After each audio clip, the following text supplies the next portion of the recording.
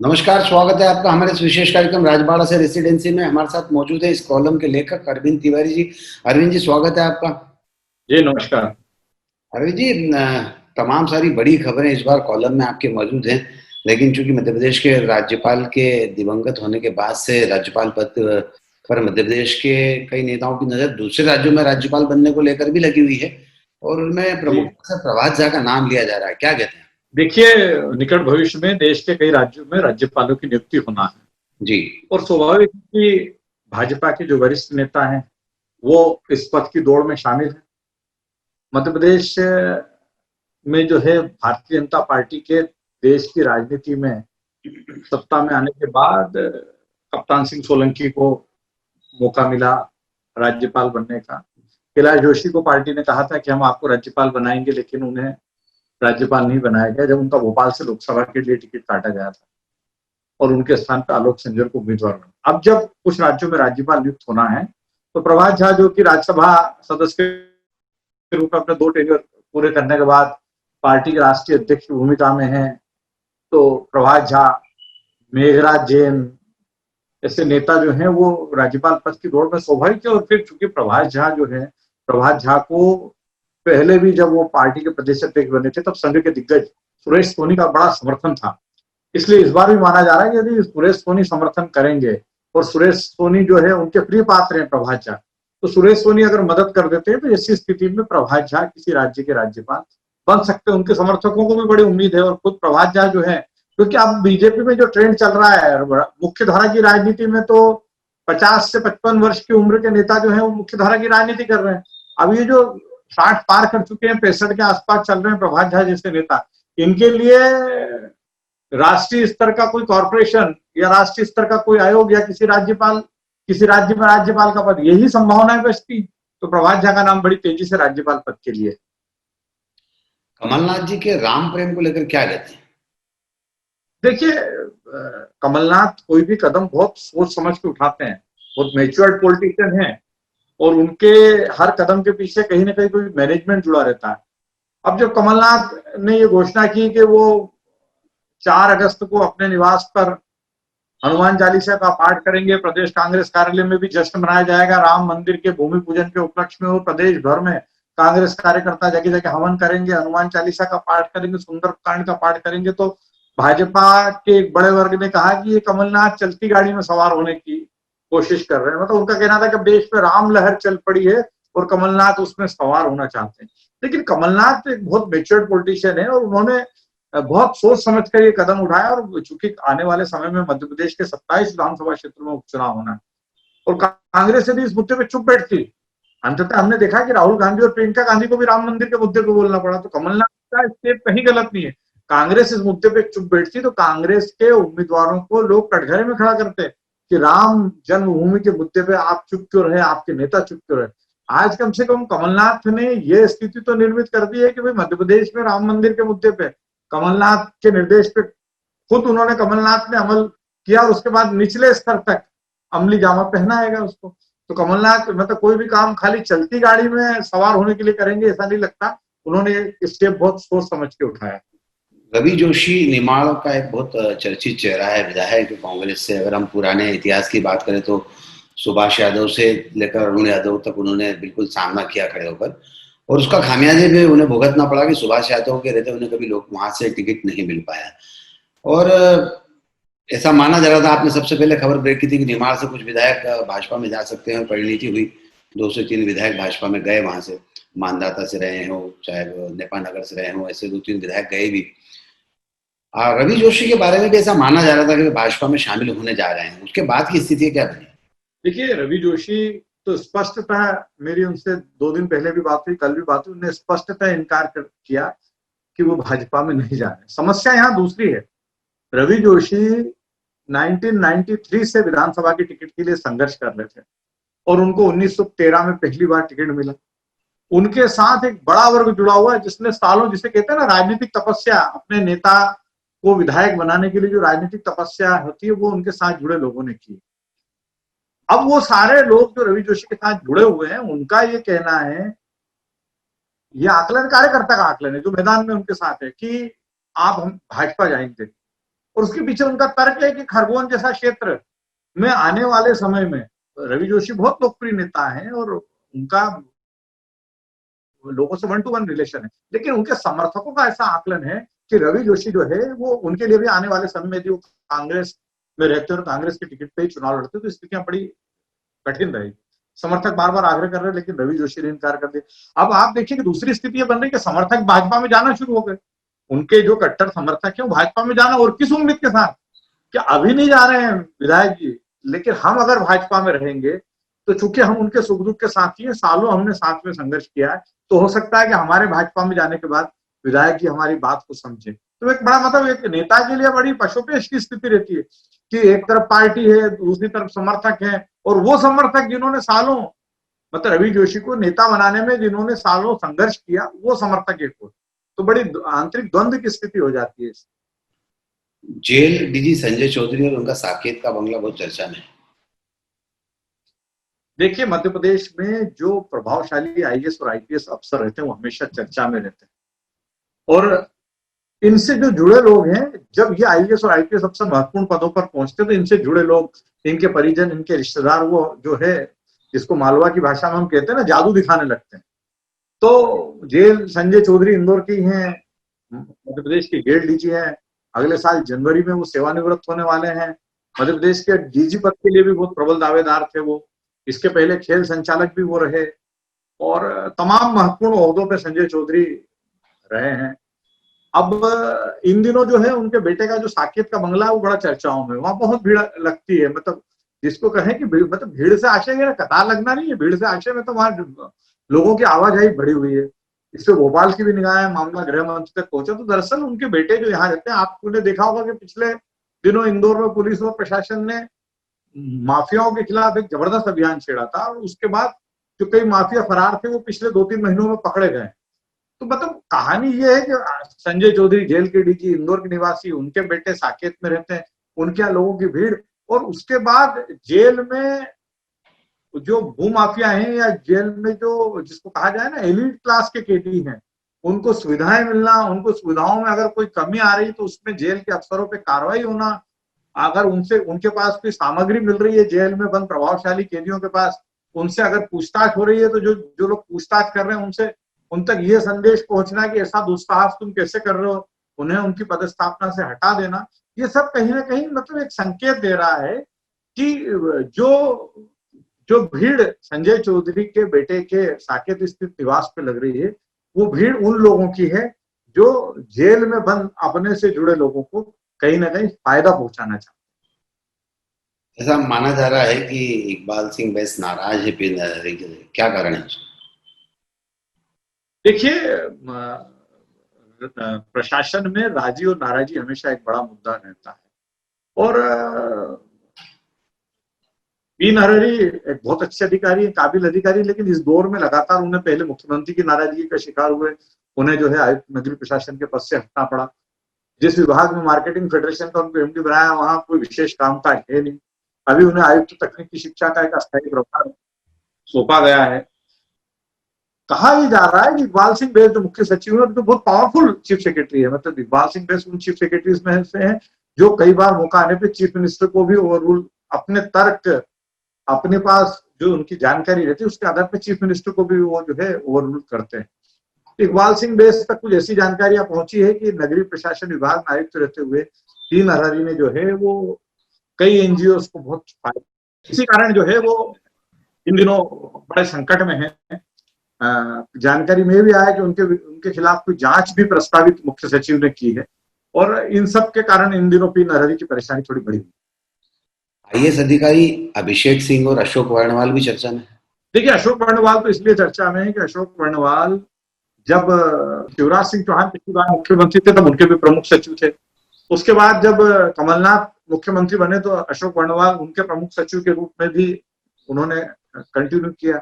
अशोक वर्णवाल बहुत high-rated officer थे। जब ये कमलनाथ के प्रमुख सचिव थे तब इनके बारे में ऐसा कहा जाता है, और मैंने प्रत्यक्ष भी देखा है कि मंत्री और विधायकों को अपने कमरे के बाहर खड़े रखते थे, बिठाए कि ठीक है मैं आपको बुलवा हूं। तो विधायकों ने इस बात पे आपत्ति कमलनाथ के सामने भी दर्ज कराई थी कि ठीक नहीं है आपके प्रमुख सचिव का रवैया, हम भी निर्वाचित जनप्रतिनिधि और हमें जिस तरीके से वो ट्रीट करते हैं। लेकिन कमलनाथ एक अलग पैटर्न में काम करते हैं, उन्होंने विधायकों को समझा बुझा। लेकिन अब चूंकि एक बहुत बड़ी संख्या में कांग्रेस के विधायक भाजपा में हैं, जिनमें से कई मंत्री बन गए और जो उस दौर में अशोक वर्णवाल से प्रताड़ित रहे हैं, तो उनकी नाराजगी स्वाभाविक है। और आखिर एक जनप्रतिनिधि की अगर कोई अधिकारी इस तरह से अवहेलना करेगा तो उसको प्रजातंत्र में बर्दाश्त करना बड़ा मुश्किल मामला रहता है। ठीक है, उस समय आपका सिक्का चलता था तो आपकी बात मानी गई, मुख्यमंत्री ने भी अपने विधायकों को अनदेखा किया। अब जो है विधायक वो सारे पीछे पड़े हुए हैं कि मुख्यमंत्री के प्रमुख सचिव तो रहे नहीं अशोक वर्णवाल, वन विभाग के प्रमुख से, लेकिन उनका कहना है ये अधिकारी जिसने हमारे साथ इतना गलत व्यवहार किया, जिसने हमारे कामों में अड़ंगे डाले, वो आखिर वल्लभ भवन में महत्वपूर्ण पद पर क्यों। इसीलिए चर्चा चल पड़ी है कि या तो वल्लभ भवन से बाहर होंगे, और वल्लभ भवन से बाहर होते हैं तो ग्वालियर में राज्य राजस्व मंडल का जो ऑफिस है वो मुझे लगता है कि वो शायद अशोक वर्णवाल का अगला जो है पदस्थापना स्थल हो सकता है। अभिषेक सिंह के बारे में आपने कहा, तो अभिषेक सिंह के बारे में बताना चाहूंगा कि बहुत अभी कम उम्र के अधिकारी हैं, 6 महीने 3 जिलों में वो कलेक्टर रहे हैं, टीकमगढ़, सीधी और खंडवा में, और अभी वो आदिवासी कल्याण विभाग में पदस्थ हैं। क्योंकि जब वहां पदस्थ हुए तो दीपाली रस्तोगी वहां आयुक्त थी, जो बहुत ही सुलझी अधिकारी थी, तो उन्होंने एक युवा अधिकारी होने के नाते अभिषेक सिंह को कई महत्वपूर्ण अतिरिक्त प्रभार भी दिए। आदिवासी विकास विभाग के अंतर्गत कई सेमी गवर्नमेंट बॉडीज भी है, उनका इंचार्ज बना। लेकिन अभिषेक सिंह ने जब मध्य प्रदेश सरकार एक एक पैसे के लिए संघर्ष कर रही थी कोरोना संक्रमण के दौर में, तब अभिषेक सिंह ने सरकारी पैसे की जमकर बर्बादी की।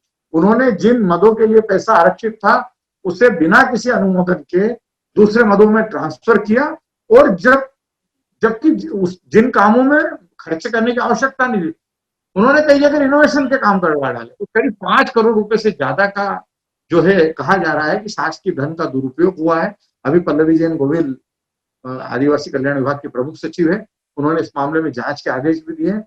अभिषेक सिंह से कई अतिरिक्त प्रभार वापस ले लिए गए हैं, और सरकार में जो उच्च पदों पर बैठे अधिकारी हैं, मुख्य सचिव भी जिसमें शामिल, उन्होंने इस बात को लेकर बड़ी नाराजगी कि आखिर एक युवा अधिकारी इस तरह से किस नियमों के विरुद्ध काम कैसे कर सकता है।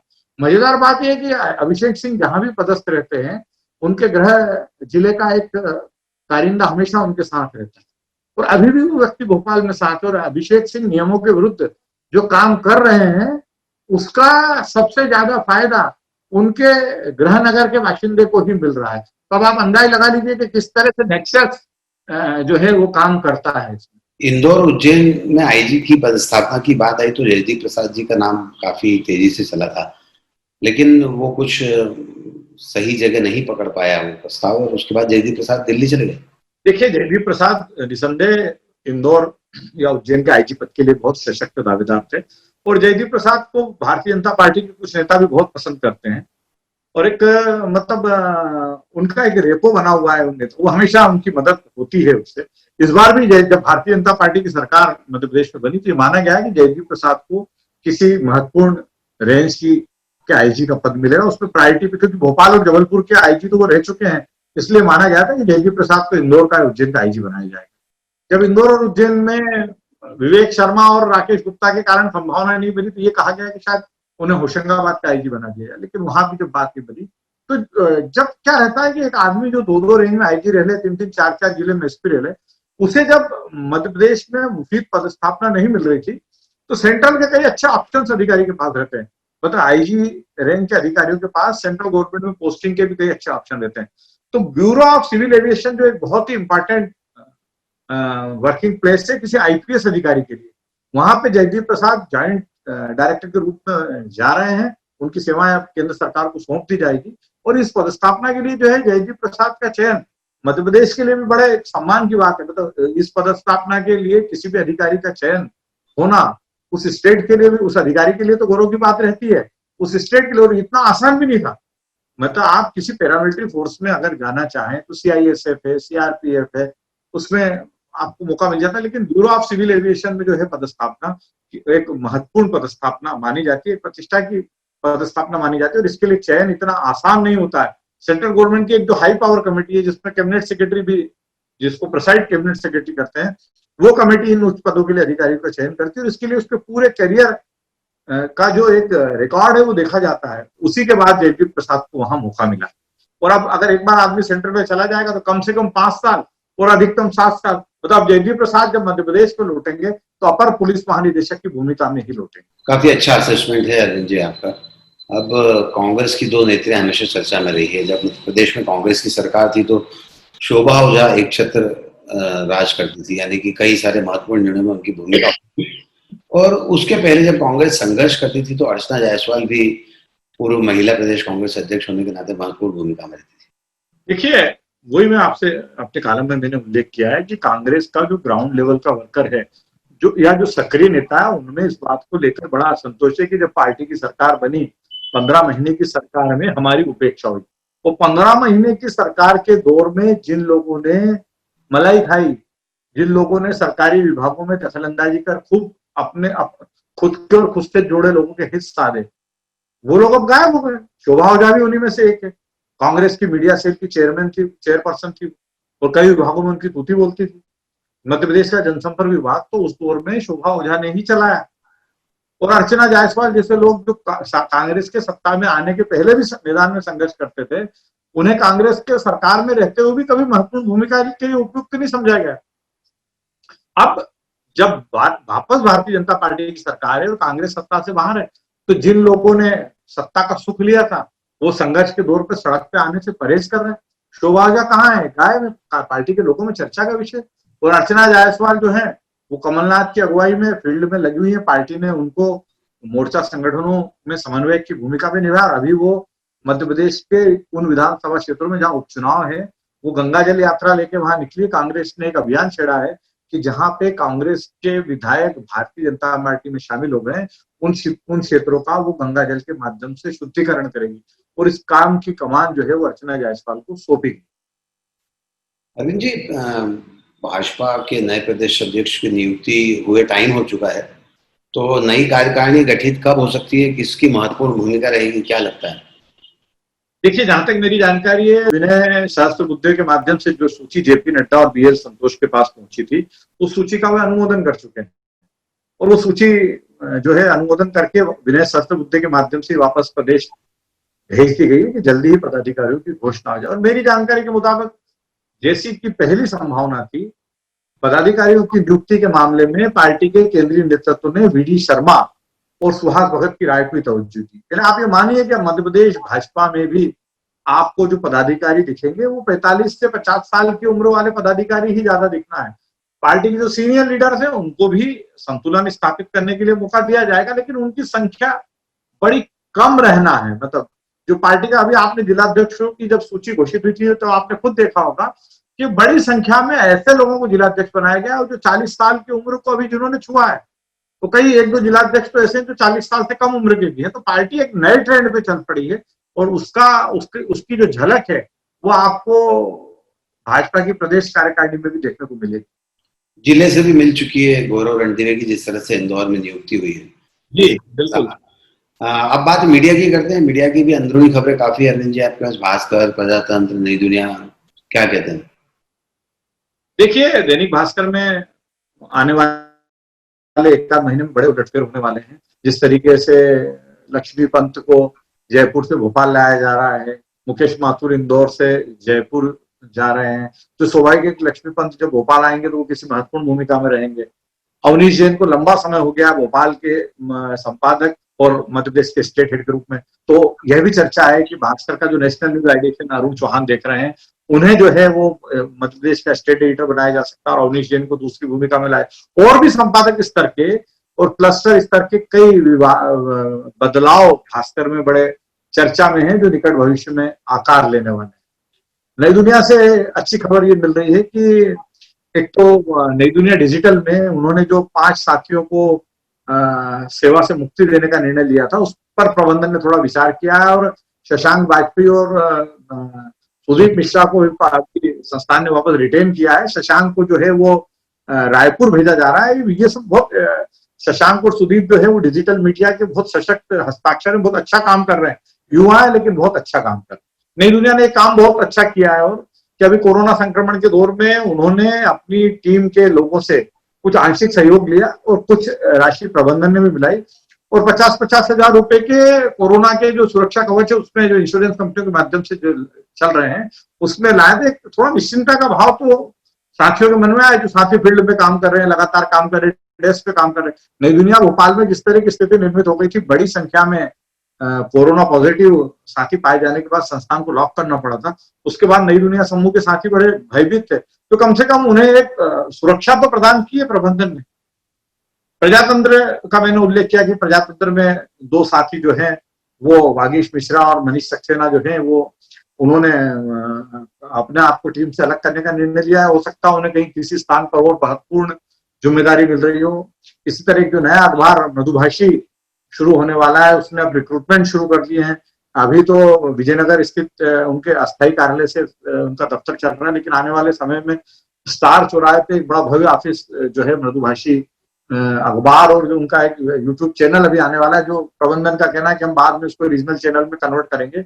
उसके लिए नियुक्तियां शुरू हो चुकी है। वरिष्ठ पत्रकार है राजेश पिपलोदिया, उन्होंने वहां ज्वाइन कर लिया है। तो अब ये बदलाव के दौर जो है वो क्योंकि ये कोरोना संक्रमण ने मीडिया इंडस्ट्री को बहुत प्रभावित किया है, तो ये बदलाव के दौर लगातार अखबारों में चल रहे हैं। जिसे जहां अच्छी संभावनाएं दिख रही है, जिसे जहां अच्छा पैकेज मिल रहा है, वो साथी वहां पे दायित्व के लिए जुड़ रहा है।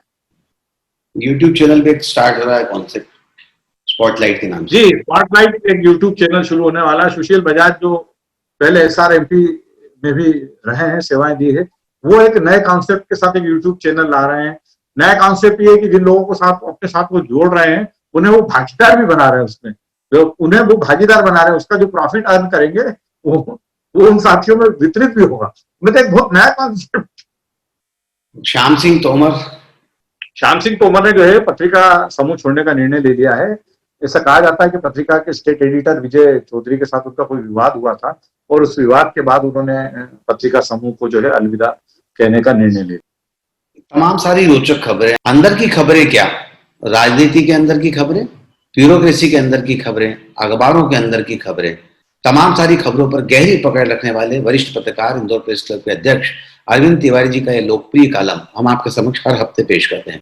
सुनील जी, मैं इतना जरूर कहना चाहूंगा आपसे कि जिस रोचक अंदाज में आप इस कार्यक्रम को प्रस्तुत करते हैं, मेरे पास डेली फीडबैक, आप जिस दिन भी आप जब इसको लिंक को फ्लो करते हैं तो मेरे पास जो फीडबैक आते हैं, तो वो मेरे पास जो फीडबैक आता है वो बहुत ही पॉजिटिव आता है। लोगों का कहना है कि बहुत एक रोचक अंदाज में, एक बहुत संक्षिप्तता के साथ, मतलब जितनी चीजें आवश्यक है, तो मेरे स्तर पर प्रयास करता हूँ ब्यूरोक्रेसी की, राजनीति की, खेल से जुड़ी बातें या न्याय जगत से जुड़ी बातों को मैं तो लाता हूँ, एक फॉर्मेट में लाके उनको मैं कोशिश करता हूँ। लेकिन इसका जो प्रस्तुतिकरण आपके माध्यम से जो होता है उसकी मेरे पास बहुत अच्छा एक पॉजिटिव फीडबैक लोगों से मिलता है, तो इसके लिए भी मैं आपको धन्यवाद देता हूँ। बहुत बहुत धन्यवाद। आपका ये लोकप्रियता, आपके कंटेंट की वजह से इस कार्यक्रम की लोकप्रियता बढ़ रही है, आगे भी ऐसी उम्मीद करते हैं।